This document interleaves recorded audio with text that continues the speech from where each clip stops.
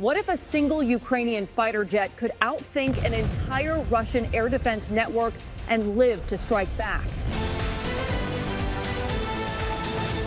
At 14:41 p.m., a Ukrainian fighter jet erupted upward from below the radar line, afterburners detonating into white fire. In less than 4.8 seconds, airspeed surged past 940 kilometers per hour, the aircraft absorbing nearly 1.2 tons of thrust as it slammed into hostile airspace. This was not an approach. This was commitment. Under the wings, two Western precision weapons hung silent but awake. Each weighed over 300 kilograms, their internal systems already drawing power. Gyroscopes spinning at thousands of revolutions per minute. They had been aligned more than 35 minutes earlier, because once airborne, recalibration would be impossible. One corrupted signal, one loose connection, and the mission would collapse before it truly began. A Russian low-altitude surveillance radar registered a fragmented return at nearly Mach 0.8. The signal appeared, vanished, reappeared again, each time displaced by hundreds of meters due to terrain masking. The track quality never stabilized above 40% confidence, but protocol demanded action. An interceptor missile launched, accelerating past Mach 3 within seconds. It flew toward an intercept point calculated on assumptions that were already outdated. The jet slipped behind a rising ridgeline, its radar cross-section collapsing from multiple square meters to background noise. The missile's seeker searched, recalculated, then lost lock entirely. Moments later, it self-destructed, scattering fragments across empty sky. The defense had reacted within seconds and still failed. But the pilot felt no relief. In moments, the aircraft would have to climb. And when it did, stealth would end, and the real fight would begin. At 14:45 p.m., the pilot forced the jet lower, pushing it back into the folds of the terrain. Altitude dropped to 110 meters, then briefly to 95, where tree lines blurred into green streaks beneath the canopy. At this height, the aircraft had less than 3 seconds to react to obstacles rising ahead. There was no room for error, only momentum. Electronic warnings flickered. The GPS signal, already weak, began to degrade sharply. Error margins climbed from 2 meters to 20, then worse. Satellite navigation was being pressed from somewhere deep behind the border. The pilot switched modes, feeding the system with inertial data while glancing down at a paper map taped to his leg. Old-school navigation in a war of algorithms. Speed stabilized around 780 kilometers per hour. Any slower and the jet risked falling into radar engagement envelopes. Any faster and fuel burn would spike past survivable limits. The margin was razor thin, less than 5% tolerance either way. Ahead, the landscape funneled into a narrow valley. The aircraft slid into it, terrain masking cutting radar exposure windows to fractions of a second. Each ridge bought silence, each clearing risked detection. Inside a Russian command vehicle, operators watched their screens fill with uncertainty. Radar returns blinked in and out, displaced by hundreds of meters, never long enough to form a firing solution.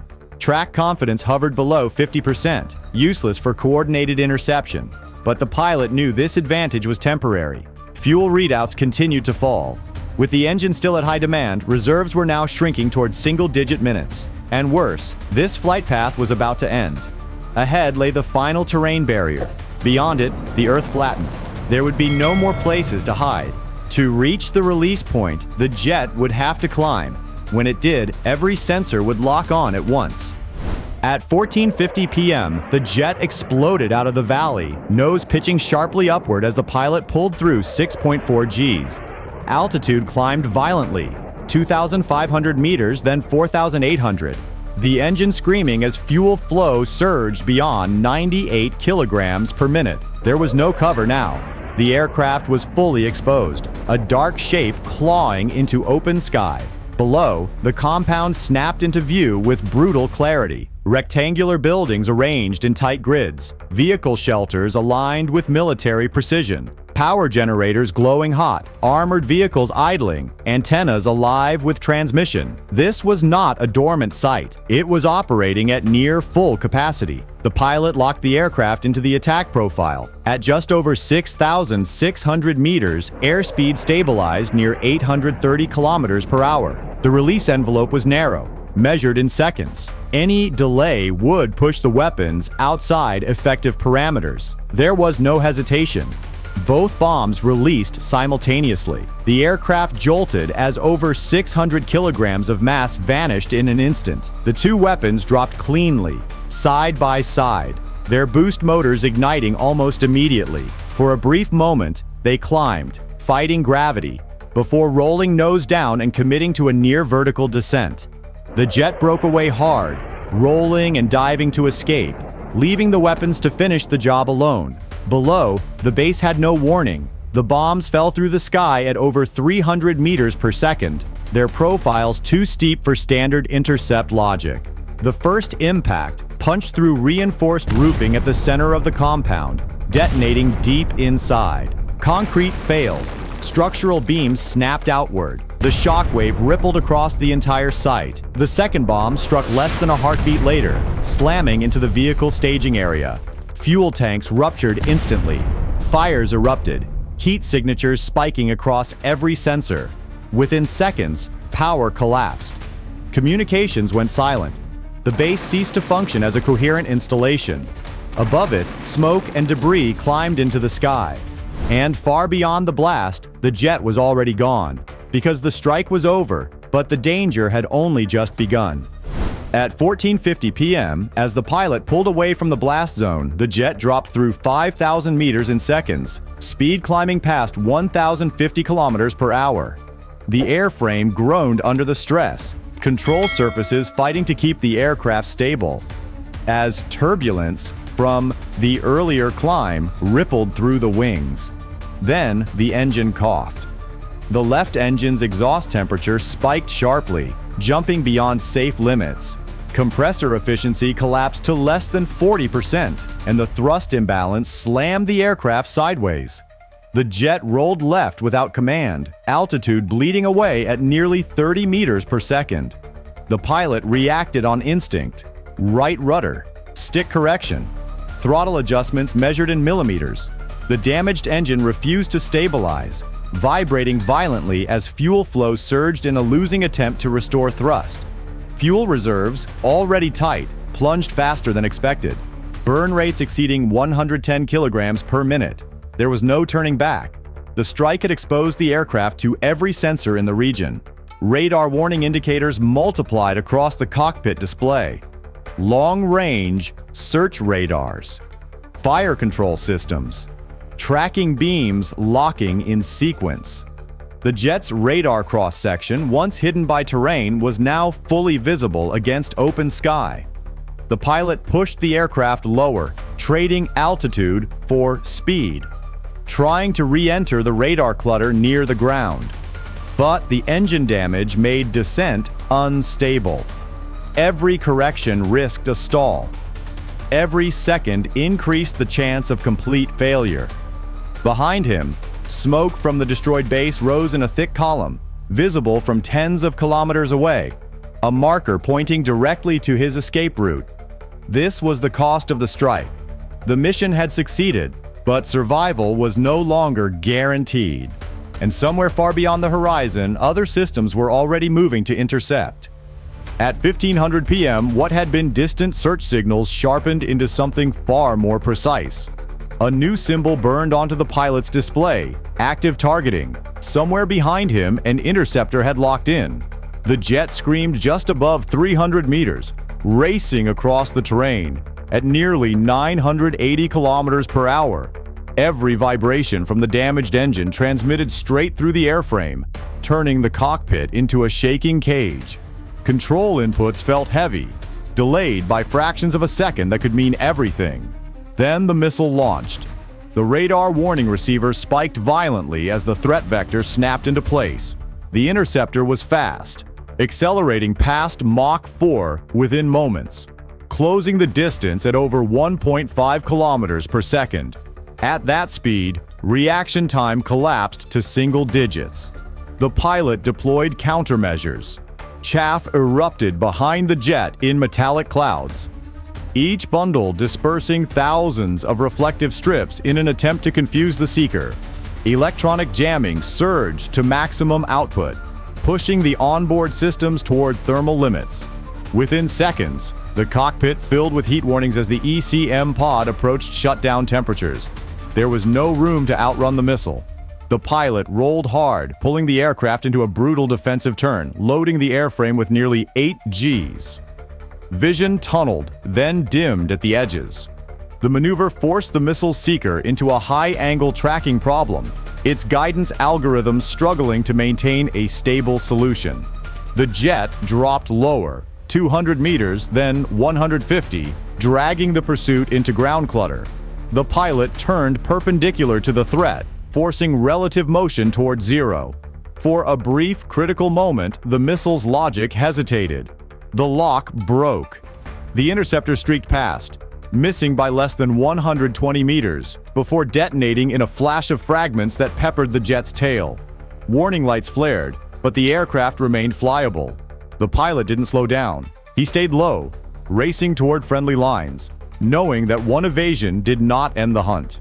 It only bought time, and time was running out. At 15:05 p.m., the jet crossed back into friendly air with almost nothing left to give. Altitude held just above 90 meters, low enough that the ground rushed past in a constant blur. Airspeed hovered around 860 kilometers per hour, carefully managed to keep the damaged engine alive. Fuel warnings blinked relentlessly. Less than 2 minutes of usable fuel remained before flameout became inevitable. The pilot eased the throttle, listening for changes in vibration. The left engine was barely holding together, compressor efficiency hovering near 35%, exhaust temperatures fluctuating dangerously. Any sudden maneuver now could end the flight. Behind him, the sky was quiet. No new radar locks, no missile warnings. The hunt had faded, not because the threat was gone, but because the jet had slipped back into the noise of terrain and distance. Ground clutter swallowed the aircraft's signature, just as it had on the way in. The pilot stayed low, following a pre-planned escape corridor that avoided populated areas and known sensor coverage. Every ridgeline was a shield, every river bend another layer of protection. He did not climb. He did not accelerate. Survival now depended on restraint, not aggression. Minutes later, the radio crackled. A brief transmission confirmed what the pilot already suspected. The target was no longer operational. Power was out. Communications silent. Vehicle activity had ceased. The strike had done what it was meant to do. There was no celebration. The aircraft limped onward, crossing the final checkpoint with fuel gauges nearly empty and systems degraded. The pilot's hands shook, not from fear but from exhaustion and the after-effects of sustained G-forces. When the jet finally disappeared from hostile skies, there was no dramatic ending, no victory roll. Just a damaged aircraft, a conscious pilot, and a mission marked complete. The war would continue, but for this moment, silence was enough.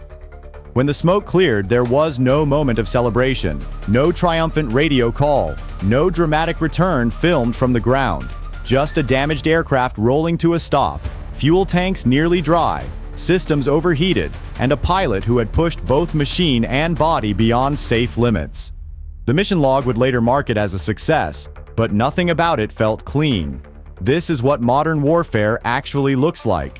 Not perfect weapons, not flawless execution, but systems breaking under stress, human judgment carrying the weight when automation fails, and victory measured in disrupted supply lines rather than destroyed symbols. The strike worked not because everything went right, but because enough things worked when they had to. Both sides brought advanced technology to the fight. Radars detected, missiles launched, countermeasures deployed. And yet, the outcome hinged on timing, terrain, and decisions made in seconds. A missed lock, a delayed response. A pilot who kept going when turning back would have been safer. That is the uncomfortable truth of conflict. Success often belongs to the side that endures chaos better, not the one that appears strongest on paper. So, now let me ask you something.